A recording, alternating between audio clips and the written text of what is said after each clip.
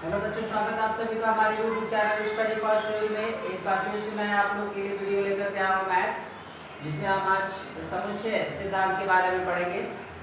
कक्षा 9 और 10 के विद्यार्थियों के लिए स्पेशली समुच्चय सिद्धांत यानी समुच्चय क्या है, समुच्चय की पूरी जो कहानी है इस वीडियो में आज हम क्लियर करेंगे।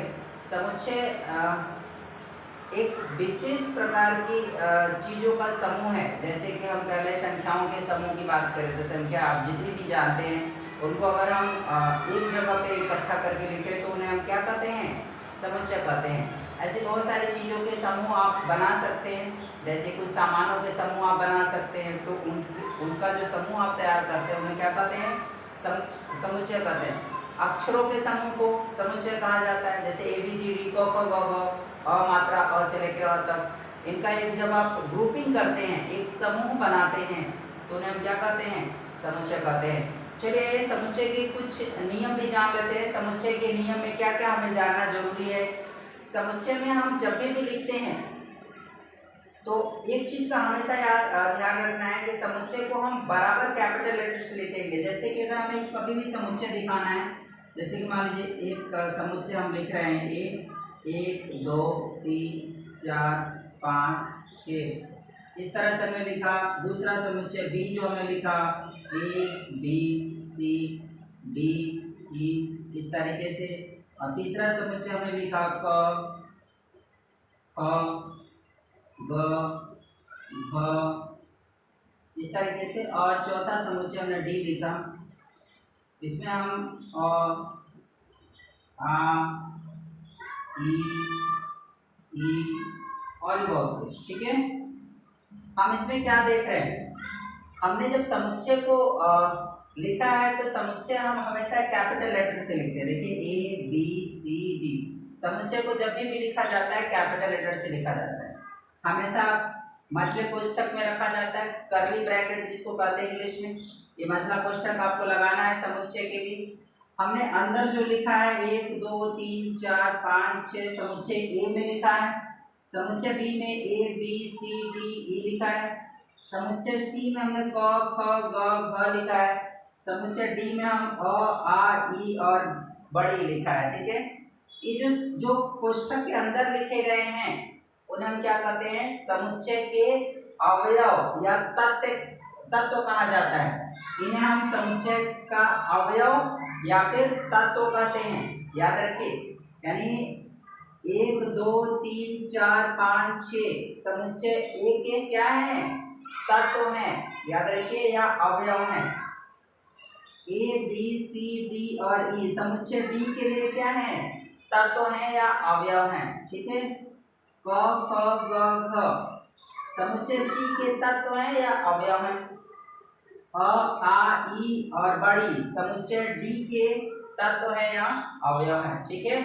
किसी भी समुच्चय के तत्व या अवयव मझले कोष्ठक के अंदर लिखे जाते हैं और उन सभी तत्वों के बीच में कॉमा लगाया जाता है। कॉमा के द्वारा उन्हें हम अलग अलग करते हैं। एक बात ये भी याद रखना है, समुच्चय के अवयवों को रिपीट नहीं किया जा सकता। जैसे इसमें देखिए 1 2 3 4 5 6 में लिखा है, इसमें भी कोई भी संख्या रिपीट नहीं है, मतलब 2 बार 3 बार 4 बार 5 बार नहीं लिखी गई।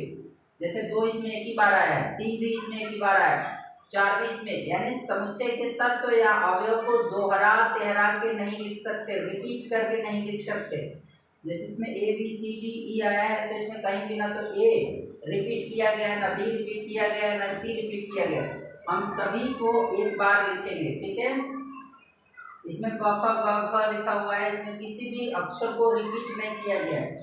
अ आ ई में भी किसी भी अक्षर को रिपीट, मात्राओं को रिपीट नहीं किया गया है। तो समुच्चय की बड़ी खासियत की इसमें किसी भी अक्षर को रिपीट नहीं कर सकते, किसी भी तत्व को रिपीट नहीं कर सकते, किसी भी संख्या को रिपीट नहीं कर सकते। और अवयवों के बीच में, तत्वों के बीच में आपको क्या लगाना है, कॉमा लगाना है, उन्हें अलग अलग रखना है। और एक बात याद रखिए, अगर तत्वों को अक्षर से लिखा जाता है, स्पेशली ABCD, तो ABCD यहाँ तत्वों में कैपिटल लेटर नहीं होना चाहिए। जैसे इसको आप कभी भी इस तरीके से नहीं लिख सकते। जब भी ABCD लिखेंगे सब चीजें स्मॉल होनी चाहिए, ये कैपिटल बिल्कुल नहीं होनी चाहिए, याद रखिएगा। और बाकी क ख ग घ का तो स्मॉल कैपिटल का कोई लेना देना है नहीं। ठीक है, तो अक्षर में जो आप ABCD लिखते हैं उनमें ABCD जब तत्व लिखते हैं तो वो स्मॉल लेटर होना चाहिए। अब जो समुच्चय दर्शाते हैं तो कैपिटल लेटर होना चाहिए। ठीक है, इतनी बातें आपको याद होनी चाहिए। ठीक, अब समुच्चय का निरूपण कैसे करेंगे, यानी समुच्चय को लिखेंगे कैसे। समुच्चय का निरूपण, समुच्चय का निरूपण मतलब लिखने की विधि, लिखने की विधि। समुच्चय लिखने की क्या विधि होगी, समुच्चय लिखने की क्या विधि होगी। समुच्चय लिखने की दो विधि है, तालिका विधि,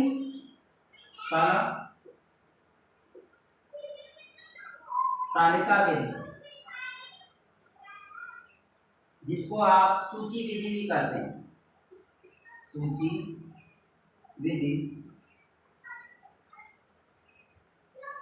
सूची विधि। और दूसरी विधि है, तो पहले तालिका या सूची विधि जान लेते हैं क्या है। समुच्चय को जब हम किसी भी संख्या के रूप में या अक्षर के रूप में दर्शाते हैं आसानी से, इस तरीके से कॉमा के द्वारा इन्हें अलग करते हैं, इन्हें क्या कहते हैं, तालिका विधि या सूची विधि। ये तालिका विधि या सूची विधि है, इसे हम क्या कहते हैं, तालिका विधि या सूची विधि। ठीक है, जब आप समुच्चय को इस तरीके से लिखते हैं तो ये तालिका विधि या सूची विधि है। ठीक है, याद रखिए, समुच्चय को एक तरीके से लिखा जाता है।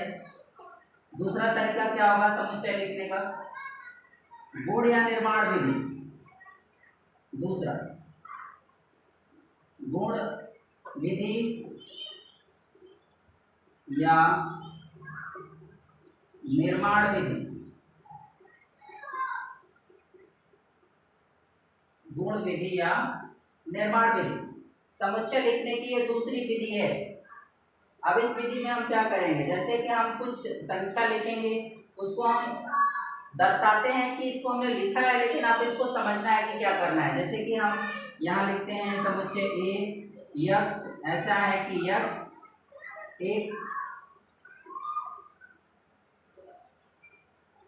पूर्ण संख्या, पूर्ण संख्या है, पूर्ण संख्या है जो 0 से प्रारंभ है। ठीक है, यक्स ऐसा है कि, इसको पढ़ा जाता है कैसे, यक्स ऐसा है कि यक्स एक पूर्ण संख्या है जो 0 से प्रारंभ है। इसका मतलब ये हो जाता है 0 1 2 3। इसका कहने का मतलब यही था, जो ये कह रहा है उसको हम यहाँ लिख रहे हैं, आपको समझना है। ठीक, यही समुच्चय ए है जिसको हमने यहाँ परिभाषित कर दिया है। ये आपको स्टेटमेंट में देगा, कुछ कथन के रूप में लिखेगा, उसके बाद इसको आप समझ करके नीचे उसी समुच्चय को दर्शाएंगे। ठीक है, इसे आप क्या कहेंगे, गुण विधि या निर्माण विधि कहा जाता है। ठीक है, कुछ और देख लेते हैं, कुछ और भी जरूरी है। जैसे मान लीजिए एक समुच्चय बी है, बी एक्स ऐसा है कि एक्स एक सम संख्या, सम संख्या है जो 20 से कम है। लिमिट तो देंगे क्योंकि सम संख्या है तो बहुत ज्यादा है, आपको लिमिट देना पड़ेगा। एक सम संख्या की बात करें तो बहुत दूर तक आप जा सकते हैं, बहुत ज्यादा सम संख्याएं मिल जाएंगे आपको। तो एक संख्या का दायरा दे देते हैं कि आपको कहाँ तक है। तो बी समुच्चय का मतलब, इस कथन का क्या मतलब वो समझ लेते हैं। इस कथन का मतलब है एक सम संख्या है जो 20 से कम है, यानी 2 4 6 8 10 12 14 16 18। 20 से कम है तो 20 को तो लेना है, 20 तक बोलता तो 20 को ले लेते। अगर 20 से कम बोल रहा है तो 18 तक जाके छोड़ देंगे। अगर 20 तक बोलता है तो 20 को ले लेते हैं। ठीक है, इस तरीके से आपके सामने एक कथन रहेगा, स्टेटमेंट रहेगा, इसको आपको परिभाषित करके समुच्चय के रूप में दर्शाना होता है। इसे गुण या निर्माण विधि कहते हैं। ठीक है, चलिए कुछ और आगे बढ़ते हैं इसमें।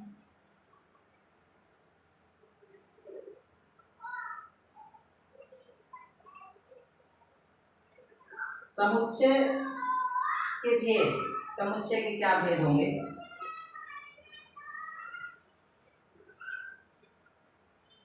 समुच्चय के भेद, समुच्चय के भेद का मतलब प्रकार। समुच्चय कितने प्रकार के होते हैं? ठीक है, इसमें पहला है सम समुच्चय।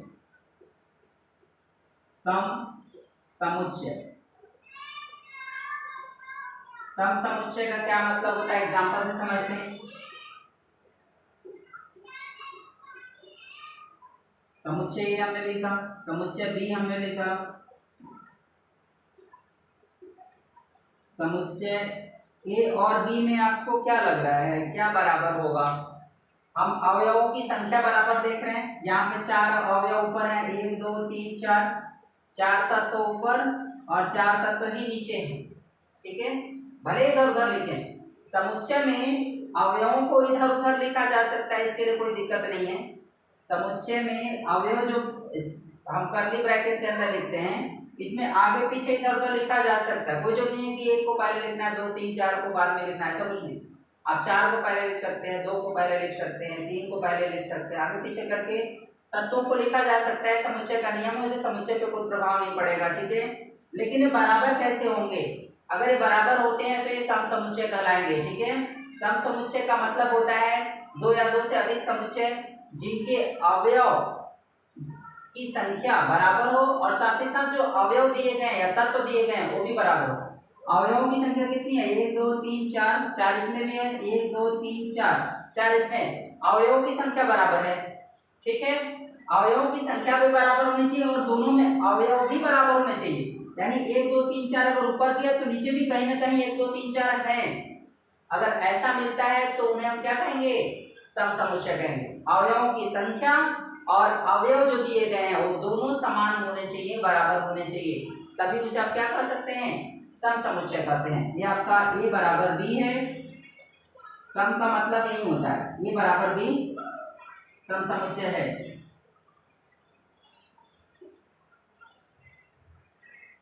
अगर ए बराबर बी है तो इसका मतलब है सम समुच्चय है। ठीक है, कुछ और एग्जांपल देख लेते हैं। जैसे मान लीजिए कि समुच्चय ए हमारे पास ए बी, या हमने सी डी ई और एफ लिखा। समुच्चय बी के लिए हमने लिखा ई डी एफ और सी।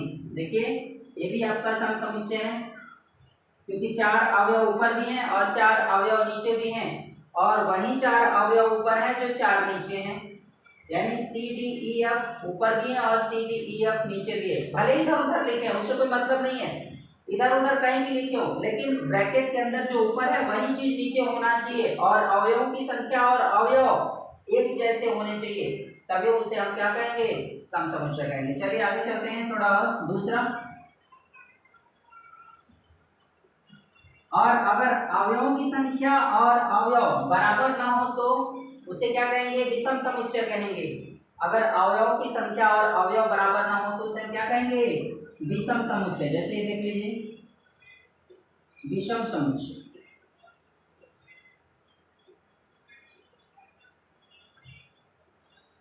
विषम समुच्चय जैसे कि, या कुछ और नंबर लेते हैं, 10 20 30 40,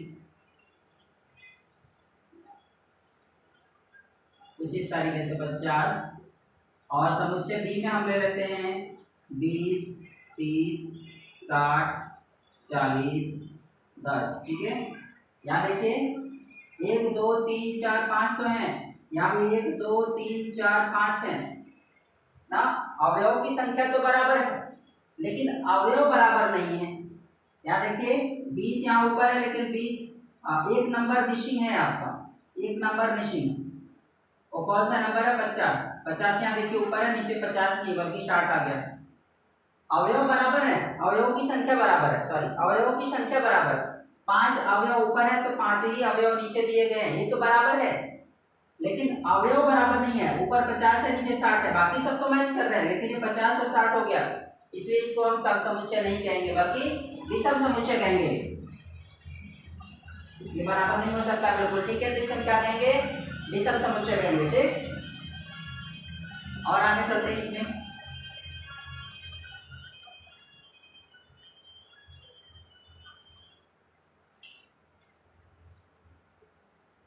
रिक्त समुच्चय, रिक्त समुच्चय क्या है? तीसरा रिक्त समुच्चय। रिक्त समुच्चय का मतलब समुच्चय के अंदर कोई भी अवयव ना हो। जैसे आप कोई संख्या बोलते हैं आप, लेकिन कुछ भी बोलते हैं लेकिन वो इम्पॉसिबल है, चाहे कुछ भी बोलते हैं इम्पॉसिबल है, तो उसे हम क्या कहेंगे? रिक्त समुच्चय कहेंगे। जैसे हमने बोला कि पासा, जो लूडो आप खेलते हैं, लूडो में अगर मैंने आपको बोला कि लूडो में 8 आने वाला है या 8 आएगा, या संख्या 8 लूडो पे होता है क्या, तो ये क्या है? रिक्त समुच्चय है, ठीक है। मैं बोलूंगा 10 से कम संख्या 11, 10 से कम संख्या 11, 10 से कम संख्या 11 है, ये होता है क्या? 10 से कम संख्या 11 होता है क्या? 11 तो 10 से ज्यादा है, तो ये इम्पॉसिबल है कि 10 से कम हो जाए 11। अगर ऐसा नहीं है तो इसे हम क्या कहेंगे? ये हमारा रिक्त समुच्चय, ये हमारा क्या है? रिक्त समुच्चय। रिक्त समुच्चय को हमेशा कर्ली ब्रैकेट लगा करके खाली छोड़ देते हैं, या तो फिर इसको फाई से दिखाते हैं, फाई होता है, ठीक है, ये फाई होगा, इसको हम फाई बोलते हैं, ये फाई, ठीक है। रिक्त समुच्चय को हम इस तरह से भी दिखाते हैं, कर्ली ब्रैकेट मजला कोष्ठक लगा के उसके अंदर कोई भी अवयव नहीं लिखेंगे, इसे हम रिक्त समुच्चय बोलते हैं, या तो फिर फाई लगा देते हैं। ये फाई का मतलब ही रिक्त समुच्चय होता है। कहीं भी इस तरह से अगर फाई लगा है तो इसका मतलब क्या हो जाता है? इसका मतलब रिक्त समुच्चय हो जाता है, ठीक है, ये भी याद रखना है। जैसे कुछ और रिक्त समुच्चय के एग्जांपल ले लेते हैं, ठीक है, आप अपने हिसाब से समझ सकते हैं। जब भी संख्याएं या कोई भी चीज इम्पॉसिबल हो, ठीक है, तो आप उसे क्या कर सकते हैं? रिक्त समुच्चय। जैसे 2 से कम सम संख्या है, 2 से कम सम संख्या है, तो 2 से कम सम संख्या कहाँ होती हैं? सम संख्या तो 2 से ही शुरू होती हैं, सम संख्या तो 2 से ही शुरू होती हैं। 2 से कम सम संख्याएं कहाँ होती हैं? देख लीजिए, जैसे 2 से कम सम संख्या, तो 2 से कम सम संख्या कहाँ होती है? ये रिक्त समुच्चय हो जाएगा, रिक्त समुच्चय। सम संख्या तो 2 से ही शुरू होती है, और रिक्त समुच्चय को हमेशा कर्ली ब्रैकेट लगा दीजिए या फिर फाई लिख दीजिए, ठीक है, इसका मतलब हो जाता है रिक्त समुच्चय, ठीक है। 2 से कम सम संख्या होती नहीं। 0 से बड़ी संख्या ऋणात्मक है, 0 से बड़ी संख्या ऋणात्मक है, यानी ऋणात्मक संख्याएं 0 से बड़ी होती हैं, ऐसा कभी लिखा जाए तो क्या ये संभव है? जैसे मैं कुछ स्टेटमेंट के साथ आपको रिक्त समुच्चय समझा देता हूं। जैसे मैंने बोला कि ऋणात्मक संख्याएं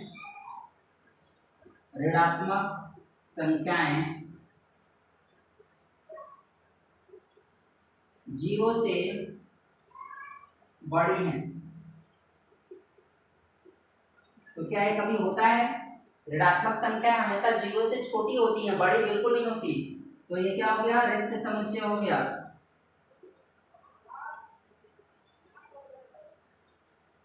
रिक्त समुच्चय, और रिक्त समुच्चय को हमेशा क्या लिखेंगे? कर्ली ब्रैकेट लगा देंगे या तो फिर फाई लिख देते हैं, ठीक है, ये रिक्त समुच्चय है, ठीक। रिक्त समुच्चय का मतलब जो संभव ना हो, ऐसे समुच्चय को रिक्त समुच्चय कहा जाता है, ठीक है, याद रखिए इसे।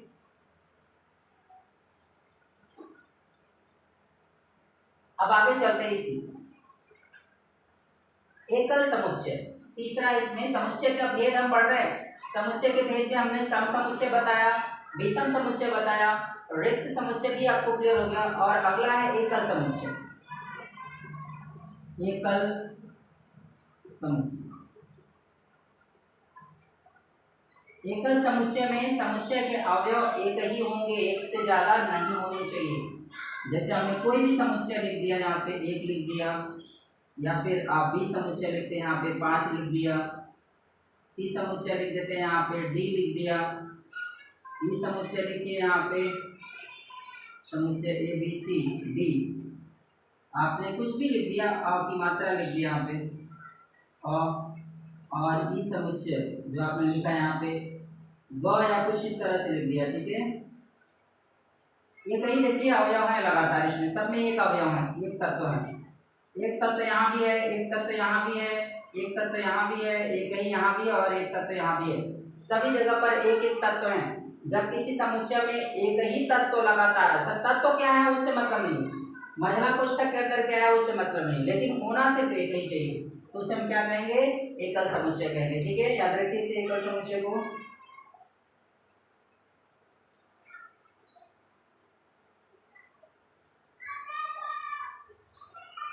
एक सवाल भी है मेरे पास, जैसे हमने आपको महिला कोष्ठक के अंदर 0 दे दिया, तो क्या ये एकल समुच्चय है?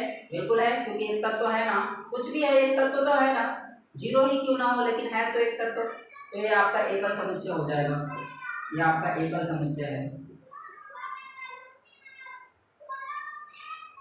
इस तरीके से अगर मैंने दे दिया तो 2 मंजिला कोष्ठक लगा के दे दिया, तो भी आपका एक तत्व है, अंदर 2 मंजिला कोष्ठक लगाए तो एक मंजिला कोष्ठक आपका अवयव ही हो जाएगा। याद रखिए, एक मंजिला कोष्ठक क्या हो जाएगा आपका अवयव, यहाँ पे 2 मंजिला कोष्ठक लगा है तो ये आपका क्या हो जाएगा, एकल समुच्चय हो जाएगा, एकल समुच्चय।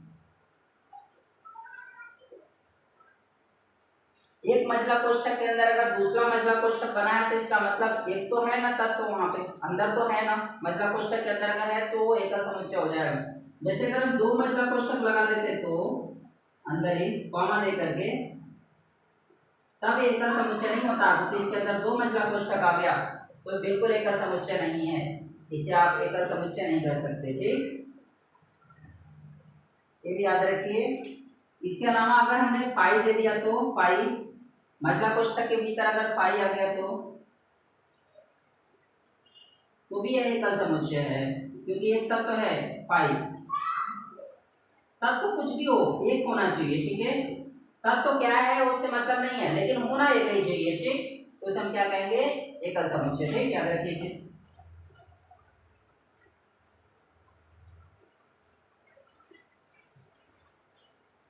अब समुच्चय लिखने के बाद हमें कैसे पता करना है कि ये उस समुच्चय का अवयव है कि नहीं, उसे लिखे कैसे। जैसे एक समुच्चय हमने ए लिख दिया, ए में हमने लिख दिया ए बी सी डी। अब आपसे पूछा जाए कि यहाँ पे समुच्चय बी जो है, अरे सॉरी, अवयव बी जो है समुच्चय ए में है कि नहीं, तो आपका बी यहाँ पे समुच्चय ए में है कि नहीं ये बताना है। तो आप देखिए कि समुच्चय ए में बी है, कहीं दिख रहा है, बिल्कुल दिख रहा है, यहाँ पे बी है।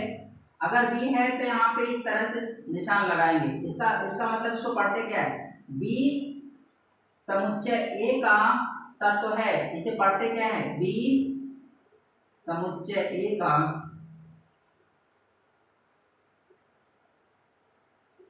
एक तत्व है, बी समुच्चय ए का एक तत्व है, इसको इस तरीके से पढ़ते हैं। अगर मैं ये कहूं समुच्चय एफ जो है समुच्चय ए का तत्व है, एफ जो है समुच्चय ए का तत्व है, तो आपको देखना है कि समुच्चय ए में एफ है क्या, यहाँ एफ है क्या ब्रैकेट में, नहीं है ना, तो आपको लिखना है कि नहीं है, तो इसको क्रॉस कर देना है, ये आपका क्रॉस कर देना है इस तरीके से। तो इसका मतलब हो जाता है एफ समुच्चय ए का एक तत्व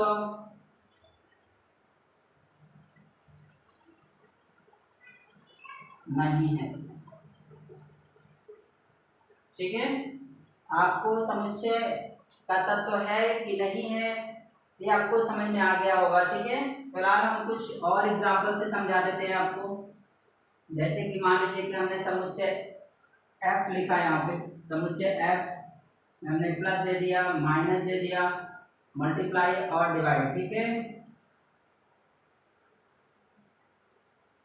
अब आपसे ये पूछा जाए कि क्या मल्टीप्लाई समुच्चय एफ में है, तो आपको बोलना है बिल्कुल है। देखिए मल्टीप्लाई यहाँ पे है समुच्चय एफ में, तो आप लिखेंगे मल्टीप्लाई यानी एक्स जो आपका है, लीजिए समुच्चय एफ का एक तत्व है, ठीक है। अगर मैं यही कहूं कि परसेंटेज समुच्चय एफ का एक तत्व है, तो ये नहीं है, क्योंकि परसेंटेज यहाँ नजर नहीं आ रहा, परसेंटेज ऊपर कहीं नजर नहीं आ रहा है, इसलिए क्या लिखेंगे, समुच्चय एफ का एक तत्व नहीं। क्लियर? आपको इस तरीके से इसे समझना है और करना भी है, ठीक।